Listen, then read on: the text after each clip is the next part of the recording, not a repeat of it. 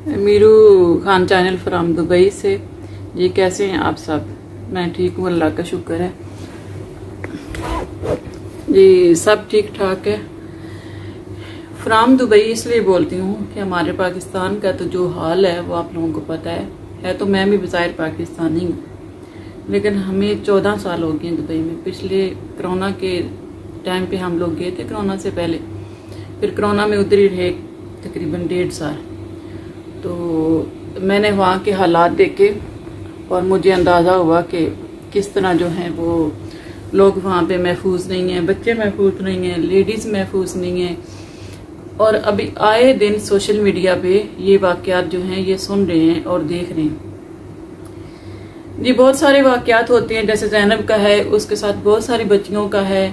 फिर हानिया खान आई आमर लियाकत के खिलाफ है, तो वो भी हैरेसमेंट ना, कि उसने शादी के नाम पे उसको यूज किया। ये शियों के बीच में होता है, एक मुद्दा होता है, मुद्दा करते थे वो लोग कि तू मुझे कबूल है तो मैं तुम्हें कबूल हूं। इस तरह का कुछ प्रोसेस होता था कि उसमें मियाँ बीवी एक दूसरे के ऊपर हलाल हो जाते हैं। तो आमर लियाकत साहब जो हैं वो आलम है, तो उन्होंने बातों में ले के उस बेचारी को यूज किया, जो बाद में किसी मीडिया वाले बंदे ने नहीं माना। हानिया खान के तो 2-4 इंटरव्यू हुए, लेकिन आमर लियाकत के पास किसी के जाने की जरूरत नहीं है और कोई एंकर छोटा या बड़ा नहीं गया जिसने इंटरव्यू किया हो। आमिर साहब आगे क्या जी जवाब दे रही हैं, शेरों की शक्ल में, शेरो शायरी में वो अपनी पहली बीवी को भी समझा रही हैं कि जो छोड़ गया वो ये था, दूसरी को भी तीसरी को भी, कि मैं ही अनमोल हूं, औरतें तो हैं ही कुछ नहीं। फिर जो काफी अरसे तक वो चलती रही कहानी, वो बेचारी बगैर किराए के कराची गई, आगे पीछे जलील हुई, धक्के खाए, थक हार के वो अपने घर में बैठ गई। उसके बाद जो है अगला केस जी, अभी जो फिलहाल चल रहा है वो नूरे मुकद्दस का है, जाहिर जाफर के साथ। जी उसके साथ क्या हुआ जी, माँ बाप को वक्ती तौर पे हरासमेंट में ले लिया गया है केस को कमजोर करने के लिए।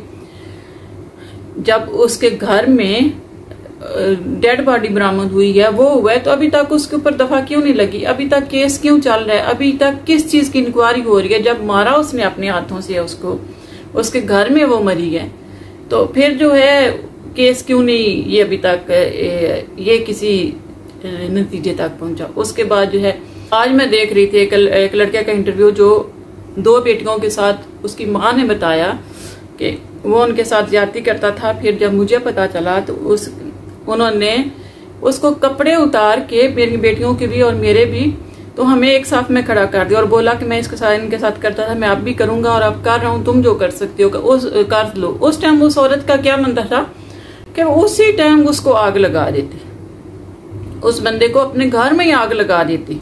उसका ये रिएक्शन बनना था। जब वो आग लगाती तो फिर जी पहुंच जाना था अनीला जक्का ने, फिर पहुंच जाना था वो एक और हमारी तमीना शेख है, 2-4 एंकर हैं फजूल किस्म के, उन्होंने पहुंच जाना था जी। कत्ल क्यों हुआ, कैसे हुआ, कानून को क्यों हाथ में लिया? अनीला जक्का पिछले दिनों में एक प्रोग्राम कर रही थी, मैंने देखा उसको कि पठान लड़का है जेल में है, उसके साथ वो प्रोग्राम कर रही। वो कह रहा था कि हमारे घर से 7 डेड बॉडी एक दिन में गई थी ईद वाले दिन। तो अनीला जक्का कह रही है कि तुमने जी, वो वाकया था मेरे ख्याल में 2014 का, 2008-9 का, हाँ 2008-9 का। अनीला जक्का उसको कह रही है कि इतनी देर बाद तुम्हें इंतकाम याद आया। भाई वो इस काबिल होता या उसे मौका मिलता या उसका दिल जब इस चीज के लिए रेडी हुआ तो उसने बदला लिया कि कानून नहीं था। कानून 14 साल में 15 साल में कानून कहाँ था? कानून ने तो फिर बदला ना लिया। तो फिर उसने अनीला जक्का बार बार उससे सवाल कर, नहीं तुमने अपनी आखिरत खराब कर ली, तुमने ये कर लिया, तुम कानून नहीं था। भाई कानून था तो कानून ने क्यों नहीं इतने सालों में उनको सजा दी? जब 6-7 डेड बॉडी एक घर से जाती हैं तो वो उसके घर को पता होता है ना जिसके घर से जाती हैं।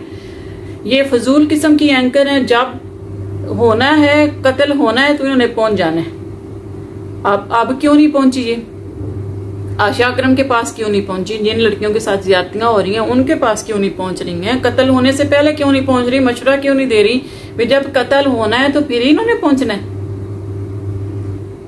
फजूल किस्म के हमारे प्राइम मिनिस्टर इमरान खान साहब हैं, जिनके दौरे हुकूमत में जो कभी सुनते थे ना किसी कंट्री में होता था, वो हमारे मुल्क में अब हो रहा है। हम लोग पहले थे 12 साल से इधर थे, हम लोग कहते थे कि हम लोग अगर पाकिस्तान में जाएंगे हमारी जान सेवनी है, हमारा माल सेवनी है। वो जाके हम लोगों ने देख लिया। और फिर अभी वापस आए, फिर आए दिन कोई नया केस क्या हो रहा है अभी जी। जब मर्दों के नफ्स काटने के बारे में बात हुई तो इमरान खान साहब का क्या पैगाम था जी, बकायदा उन्होंने स्पीच दी कि दूसरे मुल्क हमारे बारे में क्या सोचेंगे। भाई जब इस्लाम के मुताबिक है कि जो हाथ काटता है, वो जो चोरी करता है उसका हाथ काटो, जो कत्ल करता है उसका सार कलम करो, तो जो ज्यादती इस तरह की करता है तो उसका भी वो चीज मिटाओ ना जिससे वो इस मर्दानी का इजहार करता है, तो उसको खत्म करो। अब आपको किस चीज का वेट है? इमरान खान साहब, मैं आपसे मुखातिब हूँ। प्राइम मिनिस्टर तो खैर मैं आपको कह नहीं सकती, क्योंकि प्राइम मिनिस्टर वाला तो काम आज तक आपने 3 सालों में किया नहीं। आपकी घसी पिटी हुकूमत में जो गुंडा है, जो बुज़दिल है, वो आपने या तो बहुत गुंडे लोगों के साथ आप तल्लक है या बुज़दिल लोगों के साथ तल्लक है। मीडियम वाला तो रास्ता आपको आता ही नहीं है। मैं क्रैप्ट को, नवाज शरीफ क्रैप्ट है, मैं उसको ये कर दूंगा, जरदारी क्रैप्ट है, उसको ये कर दूंगा, दूसरा क्रैप्ट है, उसको वो कर दूंगा। भाई आप क्या हो? अपने गिरबान में तो झांक के देखो। सिवाय शादियां करने के अलावा आपको कोई काम है या आपने कोई किया है? आप मेरी बात का जवाब दीजिएगा। मैं बहुत पहले एक दफा दुबई में मेरा पहले मेडिकल हुआ तो मुझे जी बार बार उसमें खदशा हो रहा था कि वो 3 दफा उन्होंने थूके करवा के टेस्ट लिया कि टीबी है। हम लोग ओमान में वीजा चेंज करने के वापस आए तो उन्होंने बोला जी टीबी है। मैंने ऐसा किया कि लाल मिर्चें लेके अपने पर्स में डाल के, लाल मिर्चों का पाउडर, मैंने कहा कि जो मुझे पकड़ने लगेगा ना तो मैं उसके ऊपर लाल मिर्चें डालूंगी। तो ये लेडीज जो हमारे पाकिस्तान की हैं, ये लाल मिर्चें, जब मर्द तेजाब फेंक सकता है चेहरे पे तो औरत क्यों नहीं लाल मिर्चें? औरतें लाल मिर्चें इतने बड़े जो बैग भरे हैं उनमें रखो, जिस तरह की हमानियत का शिकार होने लगो तो उनके ऊपर मारो, उनको अपनी होश ना रहे। कम अज कम वहां से जान बचा के तो भाग सकती हो ना आप लोग। ये जो टिकटॉकर आशा है, क्या वो सैयद बासत हुसैन साहब क्या कह रहे हैं जी, इनकी गलती लिबास। भाई उसका लिबास पहन देखें, शलवार कमीज में, आम शलवार कमीज में है, चलो बाल उसके खुले हैं, वो आ रही है, उसकी टीम के साथ लड़के हैं, ना लड़कों ने कोई लिबास ऐसा पहना हुआ गलत किस्म का, ना लड़के उससे छेड़ रहे हैं, ना लड़के उसको फांसी कर रहे हैं जो उसके साथ है, अपनी टीम के साथ वो गई है। क्या पाकिस्तान सेफ नहीं है? उसमें हमारी बहनें नहीं जा सकती पार्कों में आगे पीछे? और ये जो सिक्योरिटी है हमारे प्राइम मिनिस्टर की, ये तो खैर इसका तो अल्लाह ही हाफिज है। तो मेरा तो ये है कि अगर प्राइम मिनिस्टर साहब जो हैं वो कोई कानून नहीं बनाते, कोई इसके ऊपर रद्द अमल नहीं करते, तो जिसके साथ होता है वो खुद उनको सजा दे, वो खुद उनको, औरतें हाथों में गन्ने पकड़ लें और खुद निकल के 2-4 जब औरतें मारेंगी ना बंदों को, तो बंदों के खुद ही होश ठिकाने आ जाने।